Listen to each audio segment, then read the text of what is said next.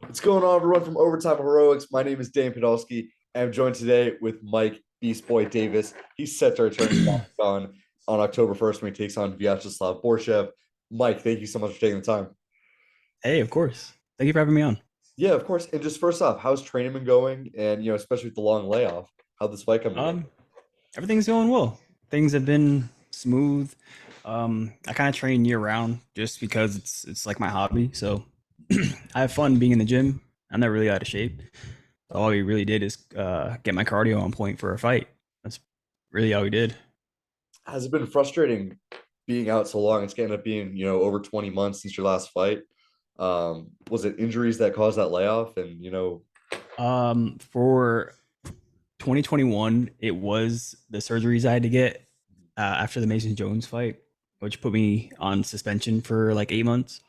So I was out, and then I got COVID immediately after my suspension was over. So then I was out pretty much almost the rest of the year.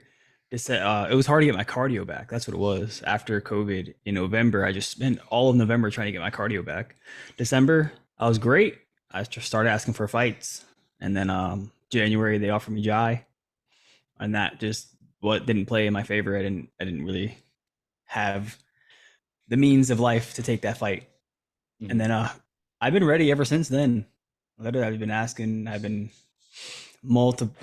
constantly texting my manager asking. Yeah, it's been hectic. So what did happen with the Jai Herbert fight? Was that an injury that caused you to pull out or just didn't work out?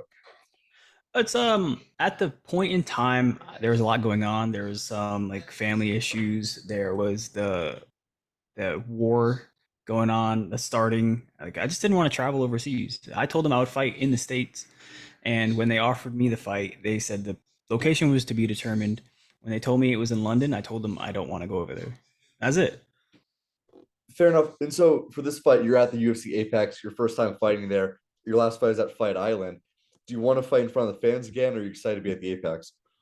Uh, either way, I feel like when I fought at the Apex, I fought there before on the Contender Series. I'm pretty sure it's the same place.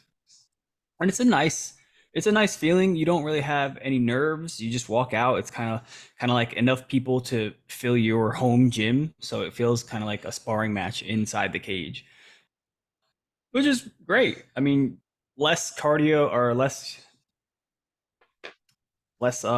fatigue, less like stress fatigue and performance fatigue. So people really show out at the Apex. It's good. Ideally, would you rather fight in front of fans? Sure, yeah, of course. Because that way, then you can because some people will feed off of that as well. Like you'll get hyped from hearing the fans cheer, and I know that when I hear my coaches in the corner say I did something right, I was like, oh yeah, I did it, I got you, and it makes me feel good. It gives me like a rush. Fair enough. I think it's interesting because a lot of the guys I interview, they'll say, I can't wait to fight in front of the fans. The fans are the ones that are gonna be hyped. But it seems like for you, you're kind of good either way. Yeah, oh yeah, it doesn't matter. I'm just here to fight. Mhm. I'm gonna go home, fight and go home. That's all I want. Fair enough. And so, I mean, going forward, do you want to be more active? Is it 100%. like, do you plan on, let's say by the end of 2023, how many more times are we going to see you, including this next fight, ideally? All right. All right. So when it comes down to me fighting, I would like to take this fight October 1st, next Saturday, a week from now.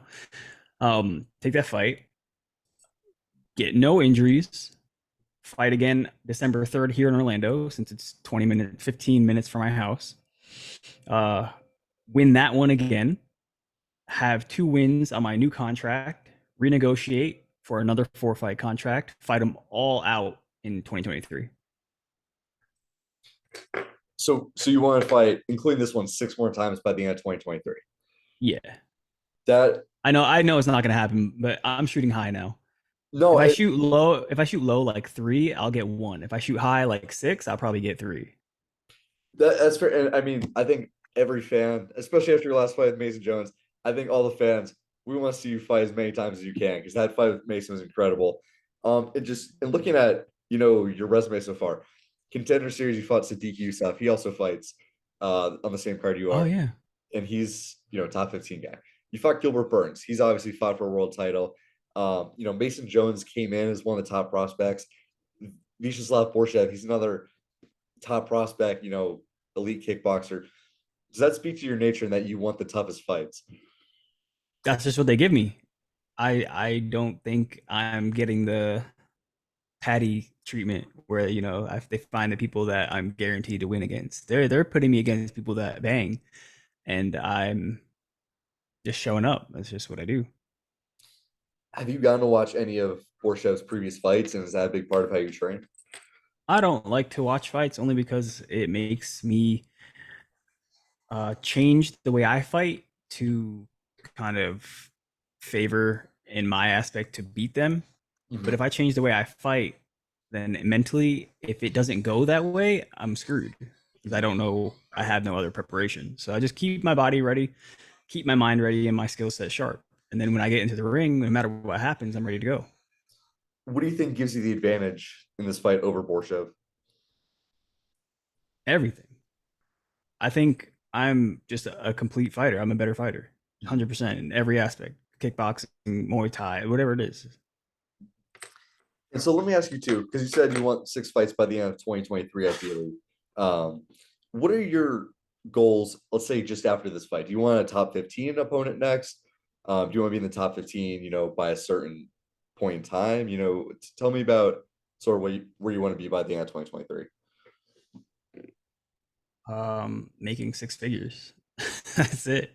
As fighting isn't my like glory. I'm kind of like Kevin Holland. He's joke. I feel like he's joking, but he said he made his paycheck and now he's out. It's MMA is just I'm good at it, so I do it. Why not? And I never had a desire to be this amazing top 100 like number one guy in the world. It just doesn't to make money and support myself, my family, and take care of the things that are happening around me personally is just what I fight for. So think about so are you not a full-time fighter? Do you have other stuff going on? Oh no, I'm full time fighter, Mhm. and I fight to keep this lifestyle. Because I think what your mindset's very similar to Bobby Green. He's someone who's been asked, about does he want to be a world champion? He said, no, I just want to make money and support my family. So Exactly. so your main goal is not to be a champion. If it comes with that, great. But Yeah. your main goal is not necessarily to be at the top, but just to fight Exactly. and 100%. support family. Fair enough. There's more important things to my life than this, Mhm. and this is damaging to me as well. Like I feel like the longer I stay in here, the less I'm gonna have a life. So I would be just like I said, like Kevin Holland, get my paycheck, and I'm probably gonna be out. Let's talk about Kevin Holland. Do you think he's really out? I have no idea. That man's crazy. He's I have no idea. I mean, I wouldn't be surprised if he got a decent paycheck where he can invest and do something wise with his money, and he has someone helping him in that aspect. Yeah, I feel like could actually be done. And so let me ask you, because you got 50K as a bonus in your last fight, right? You got the 50K bonus. Yeah, And so let's say you get another bonus here in your next couple fights. You get, let's say you get another contract. Could you see yourself retiring after a few more fights if you're able I to would. financially be I able would like to? to see. I like to test my skills and my training. Um, as you know, I do it once or twice a year. It's great for me. I would keep going. Uh, right now, like I said, I want to fight 6 times. That way, I can use the UFC's platform to its potential and build my name. I need to start building my name and using this to build my name. So I want to get these 6 fights done, and then after that, once a year works. That's perfect. So I can, yeah. Even if I'm making the money, I'm still gonna train and never gonna stop.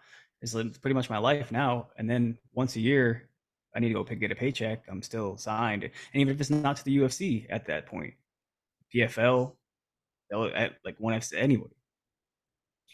Fair enough. And so let me ask you too, because you're staying at 155. You're no longer killing yourself to make 45. How much of a difference does that Hell, make for you? Especially on fight week and in your camp, it's not having to kill yourself to make 45. it's gonna be different. I feel like this fight camp is gonna be a little rough because I've been out for like you said 20 months, Mhm. and in that 20 months, I have adapted the 55 frame. I don't know if you've seen my first fight against Gilbert Burns, where they posted my picture, the one they use all the time. I look entirely different. I feel different. I'm stronger, bigger, and I touch I touch 180 all the time now. I know there's some 55ers out there touching 190, Patty in 200s.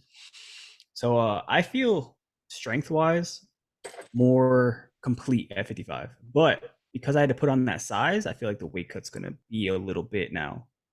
Where when I fought Mason Jones, I showed up to, oh my God, when we were in Vegas, I went for a 10-mile run. When we had to quarantine in Vegas, I went for a 10-mile run. And after that run, I was 158. Oh That wow. was before we even left for Abu Dhabi. We got to Abu Dhabi, we had to quarantine for 3 days, and then we were there for like a week and a half. So I was literally just teetering 160, just eating whatever. I ate they made us chocolate figures. I ate all the chocolate. I don't even like chocolate. I was nuts. So I was on weight pretty much. And then day of the fight, I was 164. So I feel like day of this fight on October 1st, I'm going to be touching 180 or 175 plus, which will give me a size and strength. The stuff I need to win fights in 55 division. Do you think that size disadvantage they maybe had against Mason Jones, do you think that affected you at all? I think so, because Mason Jones is like thick. Mhm. He's a very dense person. So whenever I would hit him, I hit him hard too. Like I threw some punches that solid direct hits, and he just ate them. I was like, yeah, see, I'm a little too small. I knew it.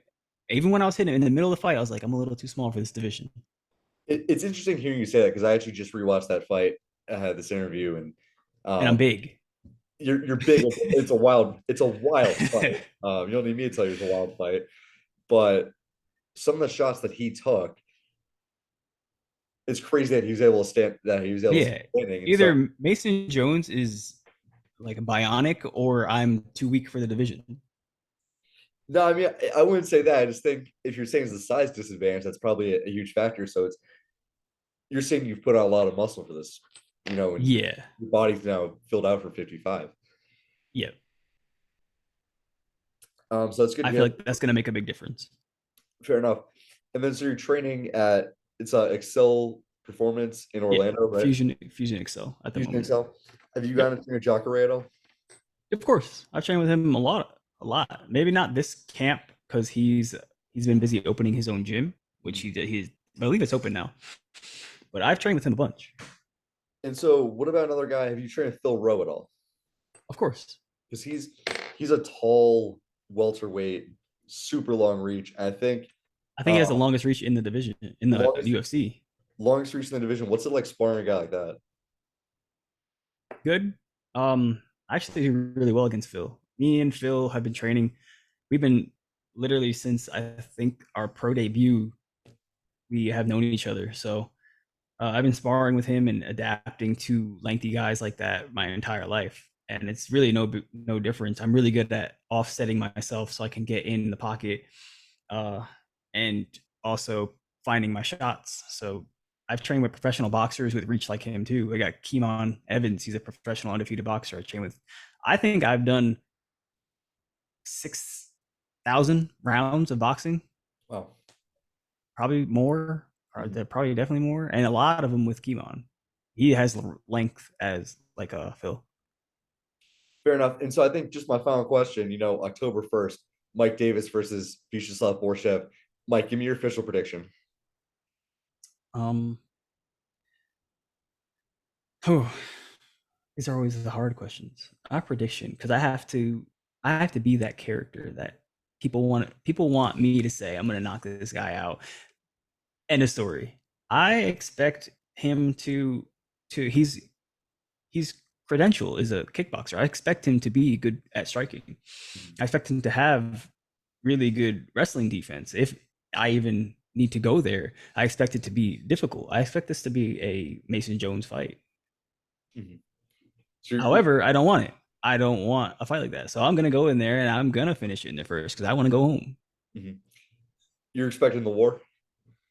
I'm not. I'm gonna come in there and for the first time, I'm gonna be mentally sane, mentally ready for a fight. I'm gonna bring it. I want to be out of that cage by the end of the first round. I don't want to go any further. Fair enough. I respect it. Mike, you heard it here first. Mike Davis thinks he's going to knock out Viacheslav Borshchev in the first round. It's definitely possible. Mike Davis returns to the octagon on October 1st.